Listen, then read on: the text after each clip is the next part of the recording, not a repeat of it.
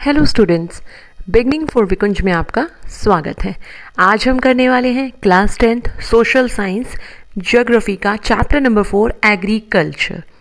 इस चैप्टर की 2 वीडियोस पहले आ चुके हैं, दैट मीन्स 2 पार्ट्स पहले डाल चुकी हूँ, जिसमें कि आपको पता ही है हमने क्या डाला था, एग्रीकल्चर क्या होता है, टाइप्स ऑफ फार्मिंग क्या है, ठीक है ना, क्रॉप्स क्या होती हैं, टाइप ऑफ क्रॉप्स क्या हैं, एंड उसमें भी क्या एक तरीके से जो फूड क्रॉप्स है, दैट मीन्स ग्रेन वाली जो फूड क्रॉप्स है, उसको मैं आपको 1 बाय 1 सारे एक्सप्लेन कर चुकी हूँ। अगर आपने वो वीडियोस नहीं देखी है तो जाइए और वो वीडियोस भी ज़रूर देखिए, जिससे कि आपको ये चैप्टर क्लियरली अच्छे से सारी चीज़ें स्टेप बाय स्टेप समझ में आए। तो आज का हमारा जो टॉपिक है, चलिए उसकी शुरुआत करते हैं। हमारा टॉपिक क्या है? Food crops other than grains.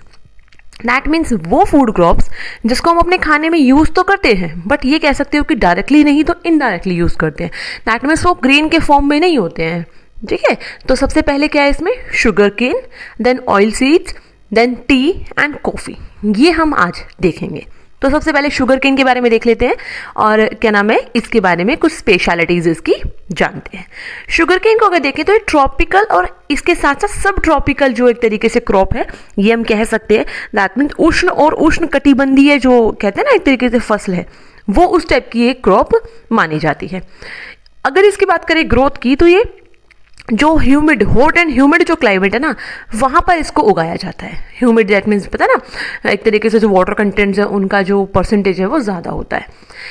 Temperature की बात करें तो उसके लिए 21 डिग्री सेल्सियस से लेकर 27 डिग्री सेल्सियस तक के टेम्परेचर की ज़रूरत होती है, और ये अलग अलग टाइप की सॉइल में ये ग्रो कर सकता है।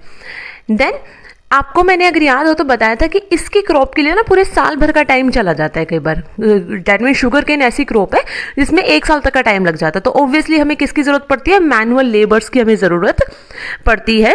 दैट मीन्स जब भी हम इस फसल को सोन करना और हार्वेस्ट करना, जब हम उगाना शुरू करते हैं, जब कटाई होती है ना, उस पूरे टाइम पीरियड में हमें क्या चाहिए? मैनुअल लेबर्स की ज़रूरत पड़ती है। आप ये नहीं सोच सकते कि फैमिली के कुछ लोग मिले और क्या नाम है लग जाएं और वो क्या है एक तरीके से गन्ने की खेती कर लेंगे ना, ऐसा पॉसिबल नहीं होता। क्लियर?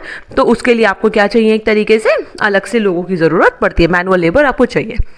अगर हम बात करें वर्ल्ड वाइड, तो इंडिया क्या है? 2nd लार्जेस्ट प्रोड्यूसर है शुगर केन का, ब्राज़ील के बाद। और शुगर केन मैंने बताया ना, डायरेक्टली ना सही बट इनडायरेक्टली हम इसको कंज्यूम करते हैं अपने खाने पीने में।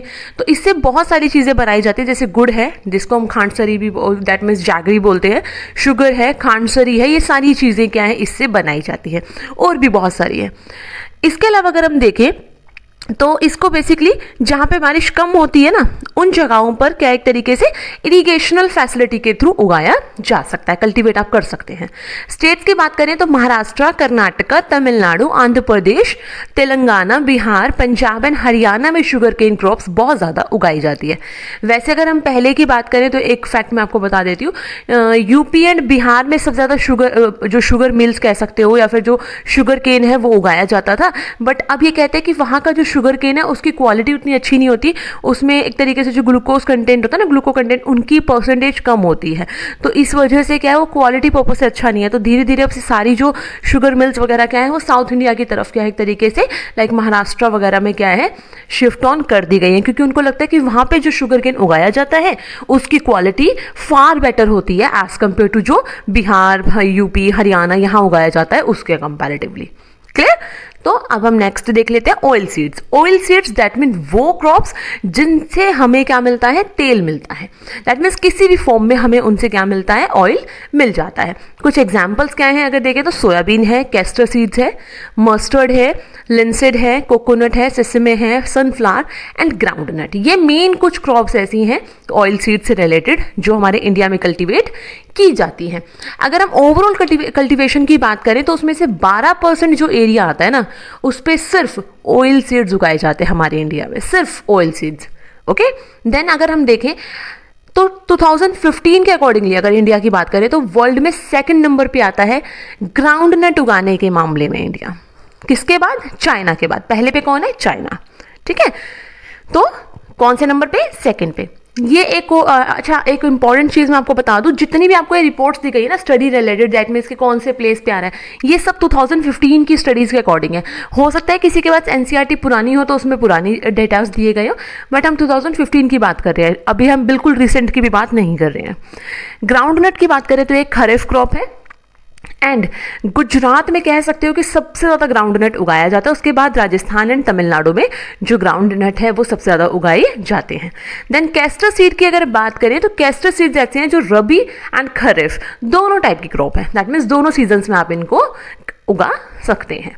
देन अगर हम देखें तो अब बात कर लेते हैं, मैं आपको मेंशन कर देती हूँ कैस्टर ऑयल के बारे में, ये देखिए नीचे, ठीक है। तो कैस्टर ऑयल क्या है, एक तरीके से दोनों सीजन्स में आप इसको उगा सकते हैं। ओके, अब आगे बात कर लेते हैं, वो क्या है हमारा सेसेमे।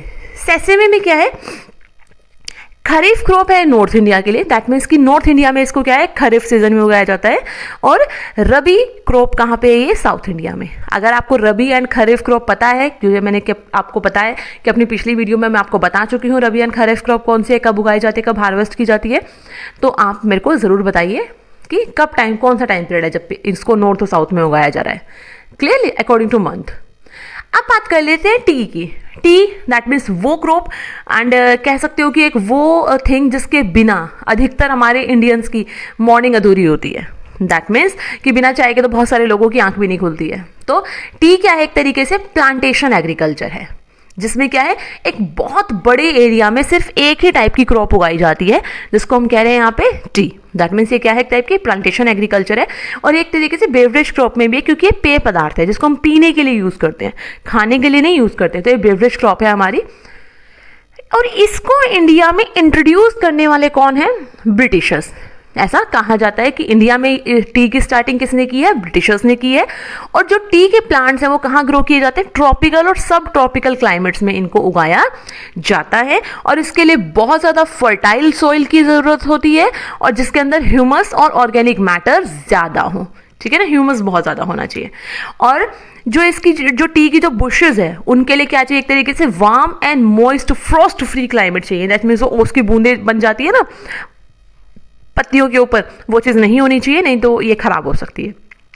और पूरे साल भर ना हल्की हल्की हल्की बारिश जो होती रहती है, वो इसकी जो पतली पतली छोटी छोटी नाजुक सी जो लीफ होती है ना, ठीक है, उसकी ग्रोथ के लिए बहुत ज़्यादा अच्छी होती है। मतलब हल्की हल्की शावर, फ्रिक्वेंट शावर होते रहना चाहिए।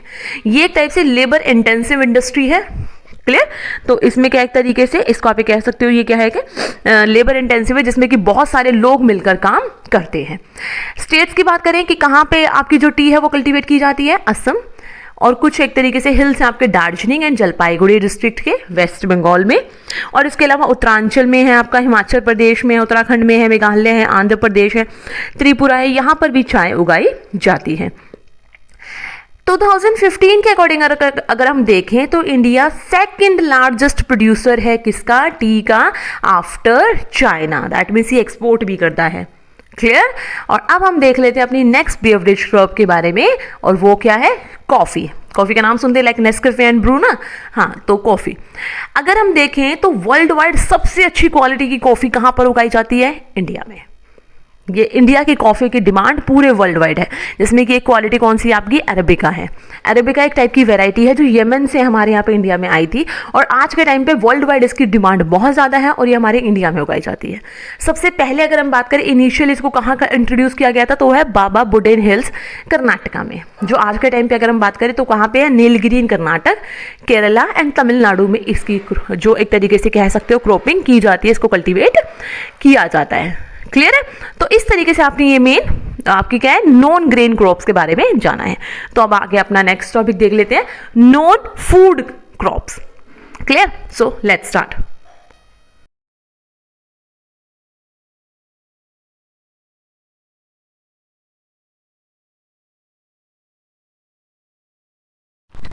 तो अब हम बात करते हैं अपनी नेक्स्ट क्रॉप के बारे में, दैट इज़ हॉर्टिकल्चर क्रॉप, जिसमें अगर हम कहें तो 2015 डेटा के अकॉर्डिंग इंडिया लार्जेस्ट प्रोड्यूसर है फ्रूट्स एंड वेजिटेबल्स के मामले में आफ्टर चाइना।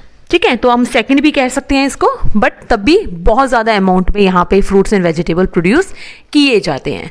और ये कहाँ पे, ट्रॉपिकल एंड टेम्परेट फ्रूट्स यहाँ पे क्या है, बहुत ज़्यादा एक तरीके से प्रोड्यूस किए जाते हैं। अगर मैं अगर आपको बताऊँ तो हॉर्टिकल्चर का मतलब क्या होता है, बेसिकली वो क्रॉप्स होती हैं जो क्या होती है, एक तरीके से बहुत बड़े एरियाज में एज अ गार्डन उगाई जाती हैं। ठीक है ना, तो एज अ गार्डन क्रॉप्स उगाई जाती हैं, तो उसको हम क्या बोलते हैं, हॉर्टिकल्चर क्रॉप्स बोलते हैं, जिसमें फ्रूट्स, वेजिटेबल्स, ऑर्नामेंटल प्लांट्स बहुत सारे आते हैं। ऑर्नामेंटल्स में बेसिकली किचन प्लांट्स आ जाते हैं बहुत सारे। क्लियर। तो जो हॉर्टिकल्चर वर्ड है ये आपका एक तरीके से ड्राइव हुआ है लैटिन वर्ड से, जिसमें हॉर्टस का मतलब ही होता है गार्डन एंड क्लॉर का मतलब होता है टू कल्टीवेट। क्लियर। तो इस तरीके से हॉर्टिकल्चर क्रॉप का मतलब कहते हैं एक तरीके से गार्डन क्रॉप्स। क्लियर। तो कुछ ऐसे ही क्या है, फ्रूट्स वगैरह क्या है हमारे इंडिया में जो है कल्टीवेट किए जाते हैं, जिसमें मैंगोज है जो महाराष्ट्र और आंध्र प्रदेश में कल्टीवेट किया जाता है, यूपी में, तेलंगाना में। ऑरेंज है जो क्या नाम है एक तरीके से नागपुर और चेरापूंजी में। बनानाज हैं केरला, तमिलनाडु, मिजोरम में है। लीची एंड गुआवा है यूपी एंड बिहार में। पाइनएप्पल्स हैं, ग्रेप्स हैं। Apples, pears, apricots and walnut, pomegranate J&K, Jammu and Kashmir में। और ऐसी ही कुछ वेजिटेबल्स हैं जो क्या नाम है हमारे यहाँ कल्टीवेट की जाती हैं। वो कौन सी हैं आपकी, पी है, कॉलीफ्लावर है, अनियन है, कैबेज है, टोमेटो है, ब्रिंजल है एंड पोटैटो है। तो ये कुछ ऐसी क्या एक तरीके से वेजिटेबल्स भी है जो हमारे इंडिया में कल्टीवेट की जाती हैं। क्लियर। अब हम बात कर लेते हैं हमारी नॉन फूड क्रॉप्स के बारे में, जो जिसमें सबसे पहले हमारा कौन सी क्रॉप आ जाती है, रबर क्रॉप। ठीक है, रबर को ऑब्वियस हम खाने के लिए तो यूज नहीं करते ना, तो दैट्स वाई क्या है ये नॉन फूड क्रॉप्स, जो क्या एक तरीके से as a raw material use की जाती है। कहाँ पे उगाई जाती है, एक टाइप की क्या है, इक्वेटोरियल क्रॉप है। अगर स्पेशल कंडीशंस इसको प्रोवाइड की जाए तो ये सब ट्रॉपिकल एरियाज में भी और ट्रॉपिकल एरियाज में भी इसको ग्रो किया जा सकता है। इसके लिए मॉइस्ट एंड ह्यूमिड क्लाइमेट की हमें ज़रूरत होती है और रेनफॉल इसके लिए सबसे ज़्यादा चाहिए होता है। आप ये कह सकते हो बहुत ज़्यादा, अराउंड 200 सेंटीमीटर की बारिश हमें इसके लिए चाहिए होती है। टेम्परेचर की बात करें तो 25 डिग्री सेल्सियस से ज़्यादा ही टेम्परेचर हमें चाहिए। और अगर कहें नेक्स्ट चीज अगर देखें तो ये as a raw material use की जाती है, दैट मीन्स जो रबर है वो। अगर हम स्टेट्स की बात करें कहाँ उगाया जाता है, आप देख रहे हैं ना सबसे ज़्यादा बारिश चाहिए तो वो कहाँ पे होती है, हमारी साउथ इंडिया में या फिर हमारा लाइक मेघालय वगैरह में। तो कहाँ उगाया जाता है ये रबर क्रॉप, कहाँ पे कल्टीवेट की जाती है, केरला में, Tamil Nadu, Karnataka, Andaman and Nicobar island, Garo hills of Meghalaya. Meghalaya मैंने आपको बताया भी था, वर्ल्ड में सबसे ज़्यादा बारिश कहाँ होती है, मेघालय में ही होती है, तो वहाँ पे इसको उगाया जाता है। क्लियर। तो ये एक बहुत ज़्यादा इंपॉर्टेंट रॉ मटेरियल है, जिससे आपको पता है रबर से तो कितनी सारी चीज़ें बनती है, तो एज इंडस्ट्रीज के लिए तो ये बहुत इंपॉर्टेंट क्रॉप है। ओके। अब हम अपनी नेक्स्ट क्रॉप के बारे में बात कर लेते हैं, वो क्या है हमारी कॉटन। कॉटन क्रॉप के बारे में अगर हम बात करें तो ये कहा जाता है कि कॉटन की जो स्टार्टिंग है ना, या जो उसका जो एक तरीके से मेन प्लेस है जहां से इसकी शुरुआत हुई है, वो इंडिया ही है। कह सकते हैं, आपको पता है ब्रिटिश टाइम पीरियड से भी क्या है, इंडिया से ही क्या है कॉटन क्लॉथ्स बनकर बाहर जाते थे, बट ब्रिटिशर्स ने क्या है इंडिया में आकर क्या करना शुरू कर दिया, as a raw material cotton को लेकर फिर अपने खुद के इंडस्ट्रीज में उसको एक तरीके से यूज कर उसे क्लॉथ बनाकर इंडिया में सेल आउट करना शुरू किया। तो कॉटन क्या है एक तरीके से एज अ रॉ मटेरियल काम करता है कॉटन टेक्सटाइल इंडस्ट्री के लिए। और अगर मैं वर्ल्ड में बात करूं तो ये सेकंड लार्जेस्ट प्रोड्यूसर है हमारा इंडिया, किसके बाद, चाइना के बाद। कॉटन को ब्लैक सॉइल में उगाया जाता है, मेनली डेक्कन प्लेट्यू वाले रीजन्स में, और इसके लिए हमें ज्यादा टेम्परेचर की जरूरत होती है और 210 डेज फ्रोस्ट फ्री 10 डेज हमें चाहिए होते हैं, 210 डेज फ्रोस्ट फ्री बिल्कुल, जिससे कि अच्छे से ग्रो कर सके। और जब ये पकती है ना तो उसके लिए एकदम ब्राइट सनशाइन की हमें जरूरत होती है, जब ये ग्रोइंग टाइम पीरियड पे होती है ना अपनी, और इसके लिए 6 से लेकर 8 मंथ हमें चाहिए होते हैं मैच्योर होने के लिए, इसको ग्रो करने के लिए अच्छे से। एंड ये एक टाइप की खरीफ क्रॉप है। और किन स्टेट्स में इसको उगाया जाता है, महाराष्ट्र, ब्लैक सॉइल पता है ना कहाँ कहाँ पे, गुजरात, मध्य प्रदेश, कर्नाटका, आंध्र प्रदेश, तेलंगाना, तमिलनाडु, पंजाब, हरियाणा एंड यूपी में इस क्रॉप को उगाया जाता है। क्लियर। तो अब हम अपनी नेक्स्ट क्रॉप देखते हैं, नॉन फूड क्रॉप्स में हमारी कौन सी है। Clear student, I hope so कि इतना आपको समझ में आया होगा। तो अब देखते हैं नेक्स्ट क्रॉप।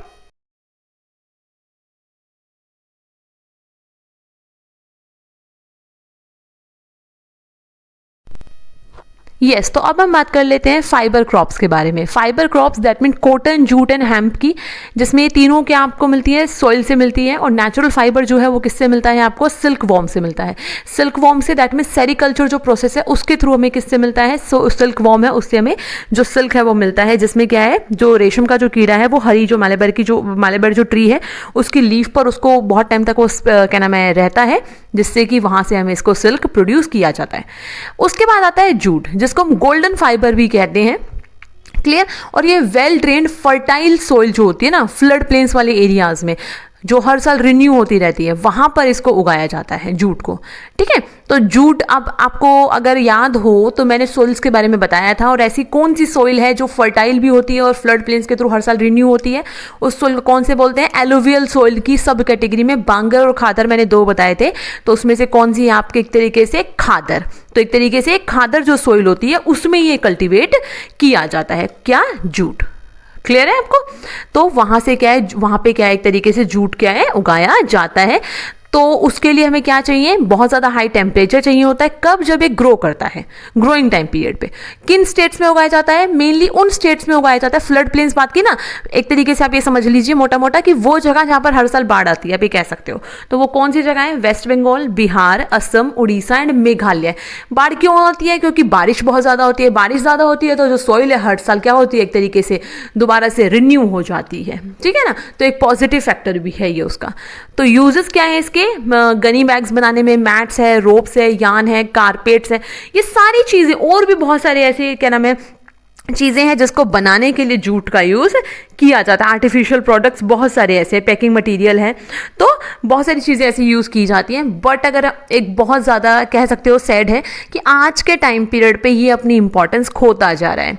क्यों, क्योंकि जो मार्केट में अगर हम देखें तो सिंथेटिक और नायलॉन जो फाइबर्स है ना, अलग अलग आर्टिफिशियल फाइबर्स भी कह सकते हो, वो धीरे धीरे मार्केट में आ रहे हैं, जिससे कि इसकी इंपॉर्टेंस कम होती जा रही है। क्योंकि ये थोड़ा ज़्यादा महंगा हो जाता है, एक्सपेंसिव हो जाता है, क्योंकि भाई किसी चीज़ को बनने में, उगने में टाइम लग रहा है ना, और ये बड़े जल्दी तैयार हो जाते हैं तो ये सस्ते होते हैं। और वन मोर इंपॉर्टेंट थिंग ये कि इंडिया में क्या है, सबसे ज़्यादा जूट उगाया जाता है ऑल ओवर द वर्ल्ड, और इंडिया जूट के मामले में प्रोड्यूसर भी है एंड कंज्यूमर भी है सबसे बड़ा। क्लियर। लेकिन अब दोबारा से क्या है, जो वेस्ट बंगाल वगैरह की जो गवर्नमेंट है वो क्या है, जूट को और ज़्यादा प्रमोट करने की कोशिश कर रही है, जिससे कि लोग ज़्यादा से ज़्यादा एनवायरनमेंट को ध्यान में रखते हुए जूट का यूज़ करें। क्योंकि ये सारे जो फाइबर है ना, जो सिंथेटिक फाइबर्स वगैरह हैं, ये एनवायरनमेंट के लिए बड़े हार्मफुल होते हैं, एनवायरनमेंट को डिग्रेड करते हैं। तो इसी वजह से जूट की तरफ लोगों को दोबारा से क्या है, अट्रैक्ट किया जा रहा है, ध्यान उनका दिलाया जा रहा है, जिससे कि आप इसका यूज़ करें जो एनवायरनमेंट को हार्म नहीं करता। क्लियर। तो इसके साथ आपकी ये मेनली क्रॉप्स यहाँ पे कंप्लीट हो जाती हैं। आगे हम अपना नेक्स्ट वीडियो में हमारा नेक्स्ट क्या नाम है टॉपिक्स हैं वो देखेंगे। तो आई होप सो कि आपको ये वीडियो अच्छी लगी होगी, इन्फॉर्मेटिव लगी होगी, समझ में आए होंगे सारी चीज़ें बड़े इजीली, और आप क्या है इसको वन बाय वन क्या है सारी चीज़ों को अगेन भी और अगेन एंड अगेन भी क्या है देख सकते हैं, समझ सकते हैं। तो इसी के साथ वीडियो को हम यहाँ पे अब खत्म करते हैं। और अगर आपने हमारे चैनल को अभी तक सब्सक्राइब नहीं किया है तो अभी सब्सक्राइब कीजिए और बेल आइकन प्रेस करना बिल्कुल ना भूलें, और वीडियो को लाइक करें और जितना ज़्यादा हो सकता है उतना शेयर करें। So thanks for watching and good luck students.